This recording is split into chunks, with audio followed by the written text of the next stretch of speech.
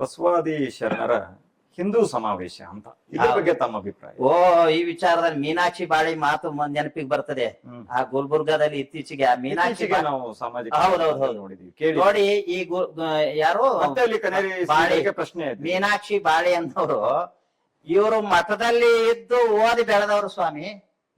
ಮಠದಲ್ಲಿ ಇದ್ದು ಓದಿ ಬೆಳೆದಂತವ್ರು ಈ ರೀತಿ ವಿರೋಧ ಮಾಡ್ತಾರೆ ಮಠಾಧೀಶರ ಬಗ್ಗೆ. ಶ್ರೀಗಳಿಗೆ ಪ್ರಶ್ನೆಗಳನ್ನ ಏನ್ ಕೇಳ್ತಾರ ಅವ್ರನ್ನ ಕೇಳಿದ ಮಾತು, ನಿಮಗೆ ಬಸವಾದಿ ಶರಣರ ಹಿಂದೂ ಧರ್ಮ ಸಮಾವೇಶ ಮಾಡ್ಲಿಕ್ಕೆ ಅಧಿಕಾರ ಕೊಟ್ಟವ್ರು ಯಾರು?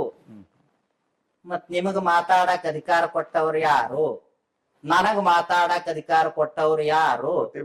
ಈ ಪ್ರಶ್ನೆಗೆ ಒಂದೇ ಉತ್ತರ, ಎಲ್ಲಾರು ಏನೇನ್ ಮಾಡ್ತಾ ಇದಾರೋ ಅವ್ರು ಮಾತಾಡ್ಲಿಕ್ಕೆ ಅಧಿಕಾರ ಕೊಟ್ಟವ್ರು ಅವ್ರ ಒಳಗಡೆಗೆ ಇರ್ತಕ್ಕಂತ ಪರಮಾತ್ಮ. ವಾಕ್ ಸ್ವಾತಂತ್ರ್ಯ, ಅದು ಅಷ್ಟೇ. ವಾಕ್ ಸ್ವಾತಂತ್ರ್ಯ ಮಾಡ್ತಾರೆ.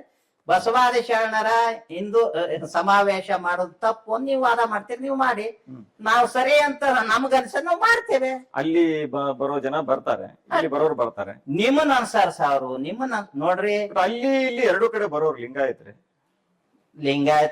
ನೋಡ್ರಿ, ಕಳ್ಳನಿಗೂ ಪರಂಪರೆ ಇದೆ, ಅವನಿಗೂ ಹಿಂದೂ ಶಿಷ್ಯ ಮಂಡಳಿ ಇದೆ, ಸುಳ್ಳನಿಗೂ ಇದೆ, ಧರ್ಮಾನುಯಾಯಿಗಳಿಗೂ ಇದೆ.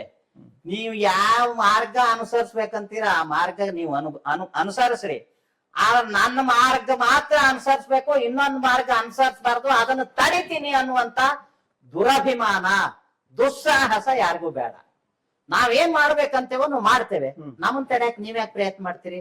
ಧರ್ಮಾಭಿಮಾನಿಗಳು, ಧರ್ಮಾನುಯಾಯಿಗಳು, ಧರ್ಮವಂತರು ಅಂತ ಹೇಳಿದ್ಕೊಂಡವ್ರು ಇದನ್ನ ಯಾಕೆ ಮಾಡ್ತೀರಿ? ಭಯೋತ್ಪಾದಕ ಕೆಲಸ ಮಾಡಕ್ ಹೋಗ್ಬೇಡಿ.